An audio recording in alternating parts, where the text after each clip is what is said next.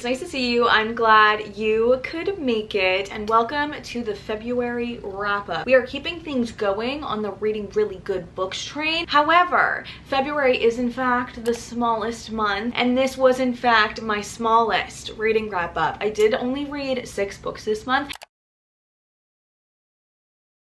This month kind of like took me for a spin. Like I was in a washing machine and I was on the rinse cycle for like days and days and days. So I didn't get as much reading done as I thought that I would. I also was left in slumps by books this month. It's been a thing. However, I was thinking that I would just maybe not film this and like maybe not do a February wrap up because it was going to be so small. But then I thought on it and I was looking at my wrap up and I was like, some of these books I want to talk about and I will regret not talking about them in a wrap up if it doesn't exist, you know? So welcome to the very mini February wrap up for the very miniest of mini months that we have. I did read 6 books in this month. 2 were fantasy, 4 were romance, and 3 of them were dark romance.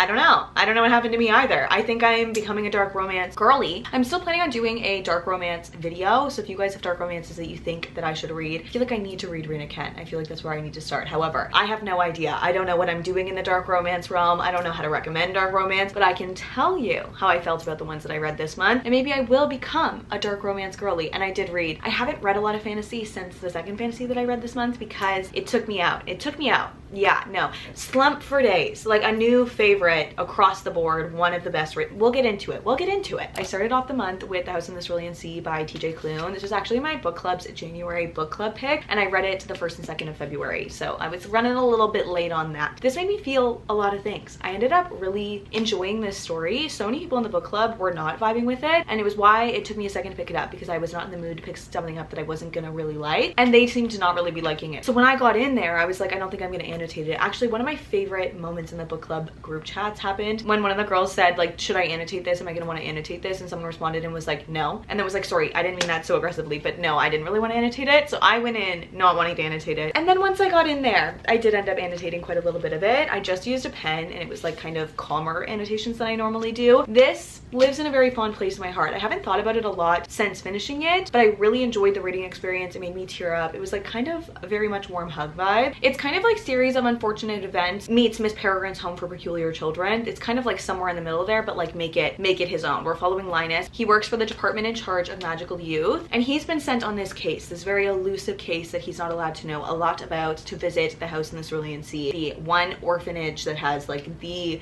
highest top secret of cases of magical youth. And he gets there and he's always been very by the books, always done things correctly, and we're living in a world that everything is very, very regimented. It's kind of giving like Big Brother, like if you see it, report it, is the ad that is all over this world. And he gets there and he just ends up forming these relationships that just pull at your heartstrings with both the caregivers and the children, and it just was like a heartwarming hug. It was a very impactful read, but it hasn't stuck with me in the way that I was anticipating it probably would, and for that it was not a 5-star. However, I did really like it and I would recommend it as like a very good cozy read. It was like high enough stakes and the world was interesting enough and enough was happening. It wasn't like slow cozy fantasy, but it was still very cozy, warm hug vibes. It made me feel a lot of things. Like it was very sweet. Then we read the book that has single-handedly changed me on a molecular level, and I haven't even read on in this series yet. I haven't. However, it is in fact Daughter of No Worlds by Carissa Broadbent, which I know you're screaming at your screens right now, Madison, you always recommend Carissa Broadbent, and it's true. It is true. And I had been putting off this series because I didn't really know what I was going to be getting myself into. I've heard that it's like a much higher fantasy and it's a lot lower on the romance, like it's a lot more fantasy. So I was expecting it to kind of maybe not 100% be my cup of tea, or that I wouldn't be like 100% ready for it, or I wouldn't be in the mood for it. So I don't know if I ever would have picked this up myself necessarily. However, it ended up in my hands and it ended up being read, and it single-handedly changed my life. I don't know how to be normal when I talk about this book. This is without a doubt probably going to become my favorite fantasy series, like based on what I think the 2nd and 3rd is going to do and based on what other people say about the 2nd and 3rd. I read this on a trip and then I got home and I was driving to Montreal to visit my boyfriend, and the entire 6.5-hour drive, which by the way, this is being traditionally published, so it's hard to find the indie copies, especially the indie hardbacks, because the naked hardbacks of these indie editions are so gorgeous, and I was able to secure them. I was able to buy them, but they weren't going to be here for a while, and I was driving to Montreal to visit my boyfriend and I could not stop thinking about Riche If you've read this book, you know. If you've read this book, you know. I already know that's gonna be the part that tears my heart out. I just have like a really good feeling that it's gonna be what is the most painful in this book. And the entire 6-hour drive, I was on the phone with my boyfriend trying to search down a copy in Montreal of the second book, paperback, anything, because I knew I was gonna want to annotate it, and I knew I wanted to read it physically, and I knew the hardback was coming, but it wasn't gonna be in my hands yet. And a book that can maintain my attention not reading it for 6 hours of driving, I don't know how else I can convince you that you need to read this. We're following Tisana, who was taken at a very young age to become a slave, and the only reason that she was spared from a different fate and became a slave was because she had slight magical abilities. So she has spent many, many years as a slave to this master, and she asked this master when she was very young, like, how much do I have to make? How much do I have to give you for me to buy my freedom? And when she finally makes that amount and she goes to buy her freedom, the master is like, no, not, that's hilarious. Absolutely fucking not. But her dream is to pledge herself to the orders, the governing body of all magical people, to try and rally support to come back and free the slave situation that is going on where she is from, and free all of her friends. And she gets there and things are maybe just not as they seem. I don't even know how to tell you what this book is about. It changed me on a molecular level. It's so much heavier on the fantasy than it is on the romance. I want to tell you nothing because I feel like lots of what the story is about, the things that you would explain about it, don't happen until very far in, and just going in blind was the best thing that I ever could have done. Tisana and Max have easily become one of my favorite couples ever, and I really genuinely, like, I can't wait. Like, I'd sound like a haha, I can't wait to read the next books in the series. I can't wait to read the next books in the series, but I'm scared because I just, like, I know it's gonna be so painful, because this was painful. It made me feel things that I didn't know I could feel. This is amazing, crafted beautifully. I mean, it's Carissa Broadbent. It's just, this world is so above and beyond anything else that I've read from her, and I'm already such a big fan of the way that she writes, but like, this is her magnum opus. This series is her magnum opus. I said what I said. Now here is where we enter our little dark romance era, because I did pick up The Predator by Runic. I don't know how it happened either, okay? I was on my Kindle and I was trying to pick something to read, and Emily was like, why don't you read The Predator? And she did in fact introduce me to Tristan Kane single-handedly. You know, I thought when I was talking about Tristan Kane on the internet, it would be about Tristan Kane from the Atlas Six. I thought the same thing. I never thought that I would have room in my heart for two Tristan Kanes. However, they live in very different places, but they're both in there. They're both in my heart for sure. He maybe said 13 words in this entire book. That's dramatic, but like, it's not that dramatic, and I love him. No, I do. I love him. I love their relationship. Tristan is the predator of one mafia family boss situation. I don't know what I'm talking about. And then Miranda is the daughter of a rival mafia boss situation. And we're dealing with some codes. Miranda is very smart. She has coded these codes. I don't think we know what the codes do. We know that they're a threat to everyone involved, but I don't really know what they do. However, she has been sold out by a boyfriend and the codes are missing, and now her and Tristan Kane have to work together to try and like eradicate these codes because it's bad for everyone. It's so good. It's just entertaining and like fun, and I wasn't like grossed out by it at any points, which like sometimes happens for me with dark romance or like extremely spicy books. I loved this. I ate it up. I like every waking moment read this on my Kindle every second that I have, and I will be going through my Kindle annotations and transferring them into here because like this is where the dark romance obsession I fear I'm about to go down is going to have birthed from. I think about Tristan Kane, the morally black man that he is. Like, the touch her and you die, I hate everyone but her. It's all the tropes that I've heard everyone love and I haven't really experienced in dark romance, and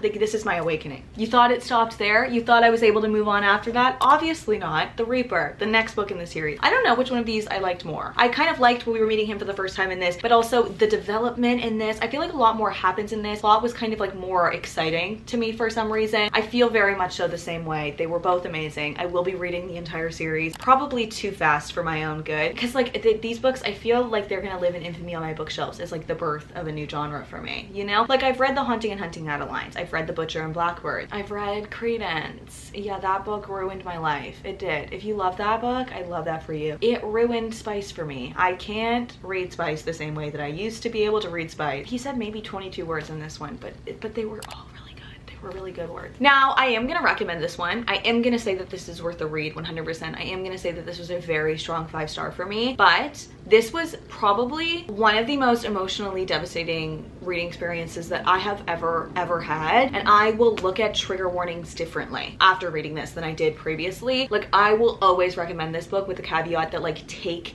the warnings seriously, because this was heavy. It was very raw, and I think she did an amazing job working to represent this kind of story. However, it was a harrowing experience for everyone in the book club, because Long Shot by Kennedy Ryan was our February book club pick. This is a renounding 5-star read for me. It carved a little piece of my heart out, a massive piece of my heart. This will live not in infamy because it deserves it. It deserves it with me forever. Like, the story in this book left an imprint on me that I cannot explain. The book starts college days and the boys are in college basketball in the US. They're going for their NBA contracts and our main character Iris is hoping to work in sports marketing, and she ends up in, I don't know how to talk about this book, in an immensely abusive relationship with a professional athlete. And we're in dual POV with August, who is the guy that if she took a different path, things could be very different for her. Was a devastating read. Devastating. Like, I have not read this in words ever. She did not shy away from this story at all. Also, in like true Kennedy Ryan is amazing fashion,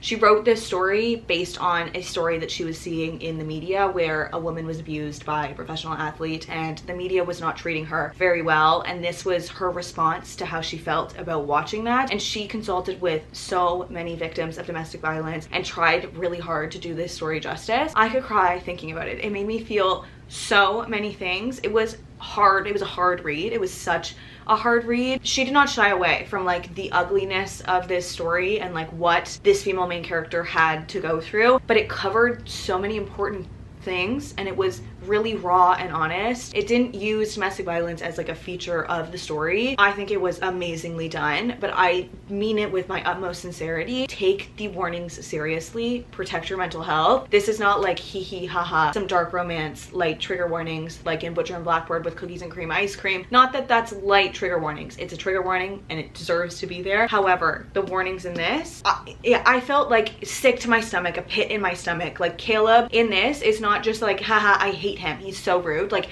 he was terrifying and it was such an important story and I think it was handled very well. And if this is something that you can stomach and you can read, it will leave a very big impact on you. Not to mention, obviously, Kennedy Ryan's writing and character development and storytelling abilities are just above and beyond. Last but not least was an audiobook that I read a little bit of on my Kindle. They don't have a, like, the cover that's available for it right now is not my favorite and does not go with the rest of this author's books, so I haven't bought a physical copy of it yet, but I also don't know if I will, if I'm so honest. Phantom by H.D. Carlton. I liked the story a lot. If you have read Hunting and Hunting Adeline, I wanted Gigi's story. I was excited to get Gigi's story, and the actual story of it was good. Gigi is Adeline from Haunting and Hunting Adeline's grandmother. It is who Addie has inherited the house that everything happens in Haunting and Hunting and Adeline from. How many times am I going to say Haunting and Hunting Adeline?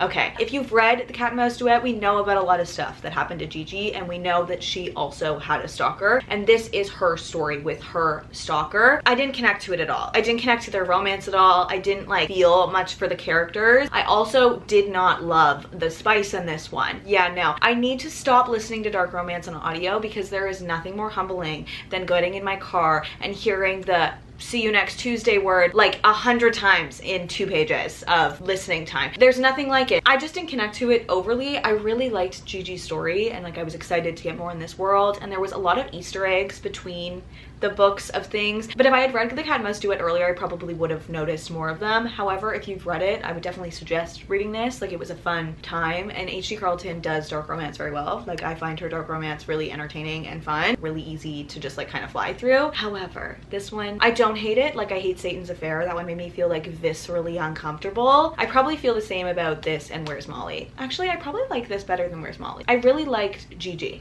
and I liked the like storyline of their situation. I just feel like kind of nothing happened. And like what we know, how their story ends from reading The Cat and Mouse Duet, I was surprised to not get really any of that in this. But it was good. I just wasn't great. You were good. I was waiting for you to be great. And just like that, that is our February reading wrapped up. A little bit different for me, a little bit out of the norm for me. Also like very romance heavy, but like Daughter of No Worlds really put me in a slump. It did. That book, I'm really still thinking about it every single day. And the only reason I haven't picked up the next books in the series is because I feel like I'm A, not ready for it to end, and B, when it does end, I feel like I'll be a changed person and I won't be able to pick anything else up, and that scares me. However, let me know if you guys have read any of these and what you thought of them, or if you're gonna be adding any of these to your TBR. Also, let me know what your favorite book from February is, because I clearly need to get back on my reading game. I need to like be flipping these pages. We're making a comeback. I believe in that for us. Love you. Bye. Do you think we're gonna look back at this video and be like, this really was the birth of Maddie becoming obsessed with dark romance? Like, this is where it all started? Maybe. It could happen. Place your bets now.